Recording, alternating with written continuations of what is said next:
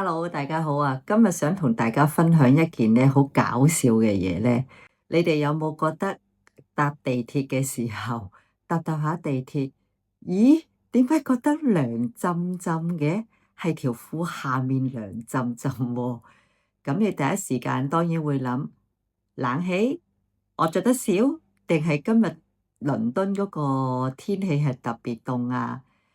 但係其實個真相就係，有人攞把刀喺你條褲度界咗一下，重點你係唔知道㗎咯。咁你諗下件事係幾咁荒謬，你仲喺度好認真咁樣喺度搭緊車，玩緊電話，同埋諗緊今晚食乜嘢嘅時候，後面條褲就已經係通風良好，唔怪得一路行係一路覺得好奇怪，今日嘅倫敦好似係特別凍啦。如果你而家搭緊地鐵嘅，亦都係睇緊呢條片嘅，咁我建議你停一停，check 一 check 你條褲先啊。同埋咧，如果你想知道喺倫敦搭地鐵嘅時候咧，佢哋會揀啲乜嘢嘅目標，同埋係點樣落手嘅，你哋又點樣去避開呢一啲嘅情況咧？咁記得訂閱我嘅頻道，支持下我啦。咁我就會講多啲真實發生嘅事俾你哋聽嘅。其實係咁嘅，我有個朋友，咁佢咧就喺好繁忙嘅時候就喺倫敦搭地鐵，好多人，好逼嘅，當其時係，咁佢就排緊隊入去個車廂，佢完全係冇任何嘅異樣嘅。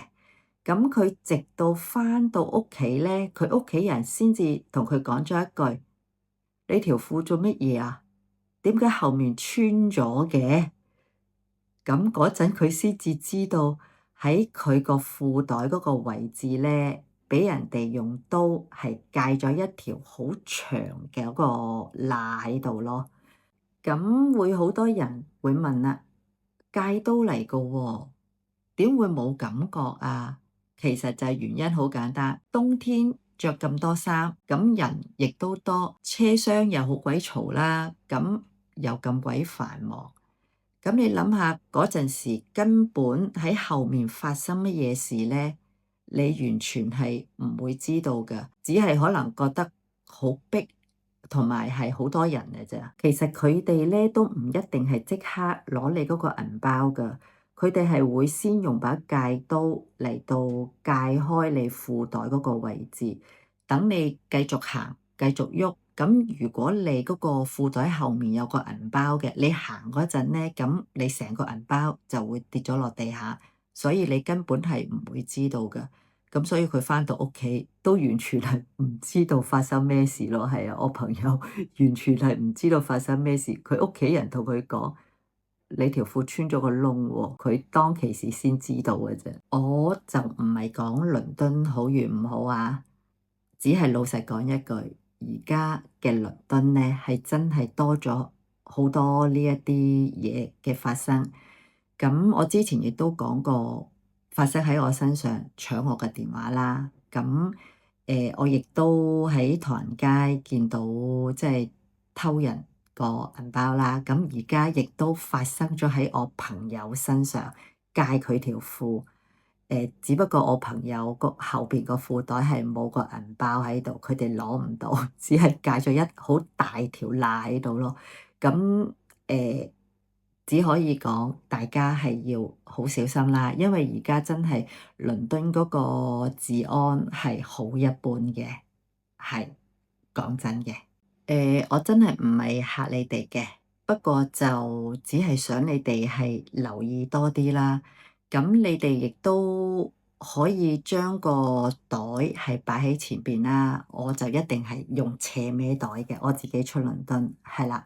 咁就一定個背囊亦都要擺喺前邊。咁你排隊嗰時咧，咁你要留意下後面。同埋亦都要少啲喺地鐵裏面或者喺街度玩電話咯，因為搶電話係好猖狂，而家呢一個亦都係真嘅。咁大家要安全啦。講到最後，佢哋都係去揀目標嘅，真係唔係隨機。咁好多時佢哋睇嘅外表啦，亦都係憑佢哋嘅感覺啦。咁喺佢哋眼中就係亞洲人嘅面孔一個類型，佢哋係唔識得分香港人、台灣人定係其他地方嚟嘅咯。咁所以我哋係要好小心啦。